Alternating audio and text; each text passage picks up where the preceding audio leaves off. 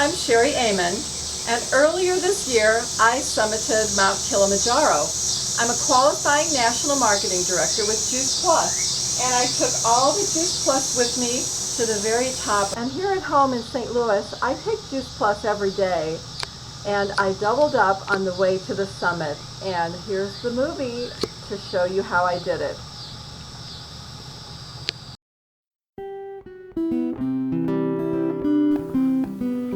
At age 43, I had hiked to the summit of one of Colorado's 14ers, Long's Peak. That was the highest mountain I'd ever climbed, and it was very difficult.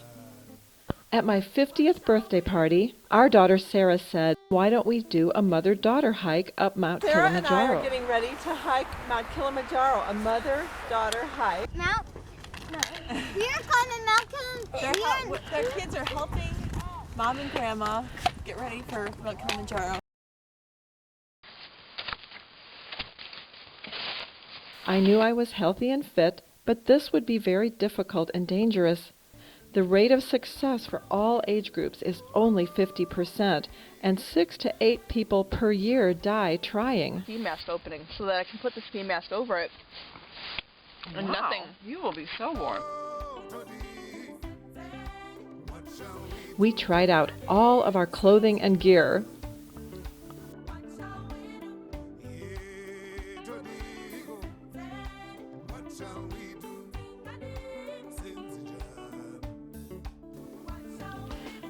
Some of my friends wished me luck. Good luck, Sherry. Live life to the plug.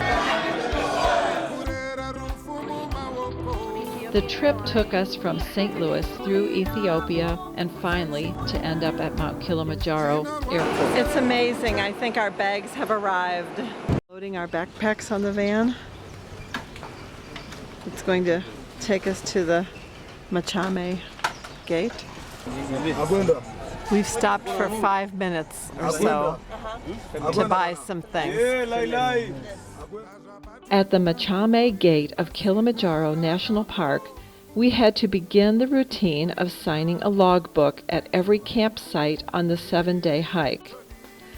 Our guide, Jerome, was one of the Kilimanjaro Chaga people known for their ability to thrive in high altitudes. His crew of about 15 was an assortment of local men who worked part-time as porters and cooks. From day one, my name to them was Mama, not Sherry. The trail started out in the rainforest, and it was hot and muggy. As we ascended the path, it became steep immediately. Straight up. We've been hiking straight up for hours and hours. By day 3, we found ourselves higher than we'd ever been before, above 14,000 feet, and we reached the amazing lava tower.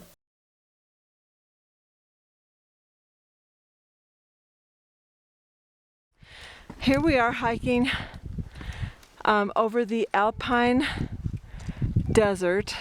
This is taller than we've ever been right now. Taller than Long's Peak.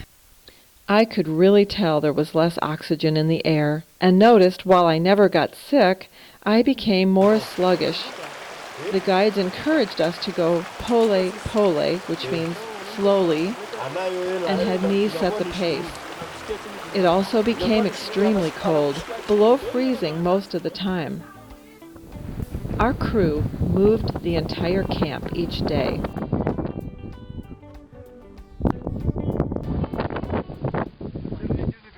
Breakfast is in the brown tent, right there. And they have good porridge every day. They bring a tray around to each tent and serve you warm coffee in the morning, which of course doesn't help us keep to our schedule.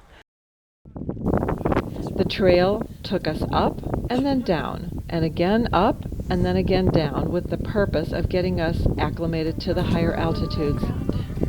The trail was not at all clearly marked. If we wouldn't have followed our guides and trusted them to take us on the right path, we would have become hopelessly lost.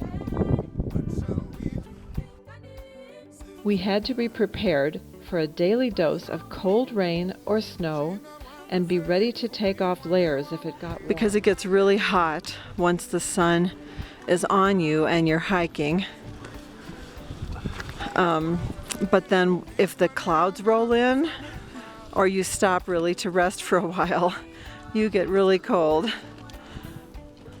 On day 4, after spending a very cold night, we climbed the Barranco Wall, a steep and difficult climb. When I thought about the fact that leaning back or letting my backpack pull me off balance a little could cause falling off the cliff, I focused on just the immediate need of taking the next step or foothold, and only that. We made it to the top of the wall! It was also important to drink a lot of water, thirsty or not, and feed our body nutritious food, hungry or not, to give us the continued stamina and strength we needed. This was not just a one-day push, but 7 days of using our bodies completely to the near limits. On the 5th day, we hiked to Barafu Camp and rested a few hours after dinner. I was pretty worried. This was actually it. It's about 10 o'clock on the night of the summit attempt, and it's so windy you can just hear it whistling around. I have our warmest clothes on, my ski pants on, and I have long underwear under them. Our packs are packed ready to go. Water bottles turned upside down so the mouths don't freeze.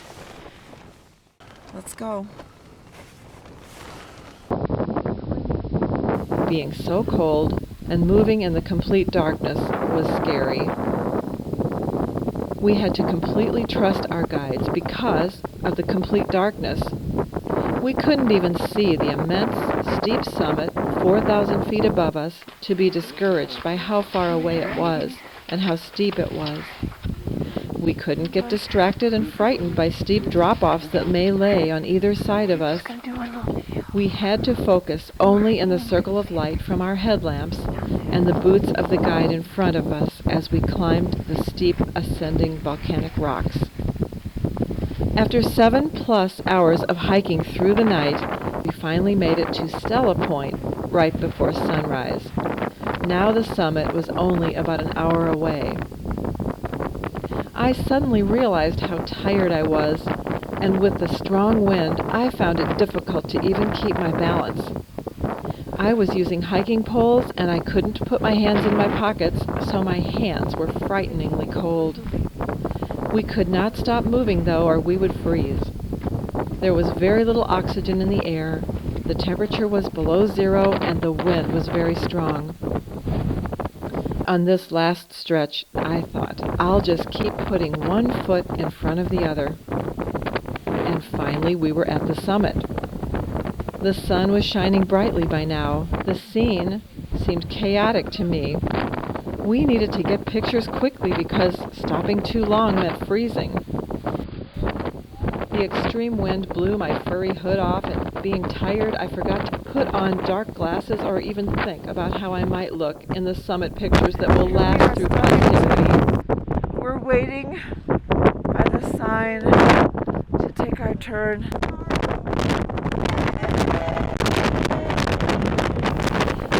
Suddenly, I became very emotional as I realized you can achieve even what seems insurmountable by taking one step at a time.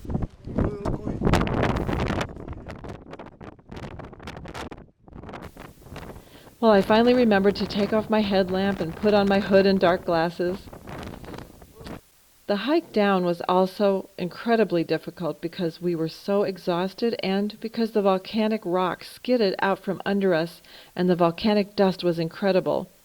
It got in our eyes, making them burn. Being exhausted after hiking all night, the steep descent back to Barafu Camp was very difficult. After a meal and only a short nap there, we needed to break camp and hike down 6 more miles to the final campsite. The hike down was through a steep creek bed with jagged, treacherous rocks at every step. We had to be extremely careful so as not to turn an ankle or slip. We finally arrived after dark at the final camp back at the rainforest level. On day 7 morning, we celebrated as our crew sang and danced Kilimanjaro songs for us. Wageni, makaribisho, Kilimanjaro, hakuna matata. And then we descended the final part of the trail, signed the final park register log to officially complete the record, and we were presented with a certificate proving we had summited Mount Kilimanjaro. We treated some of our crew to lunch in town and had a Kilimanjaro beer. Many valuable lessons were learned at every step of the way, such as preparation is a key. You can achieve even what seems insurmountable by taking one step at a time.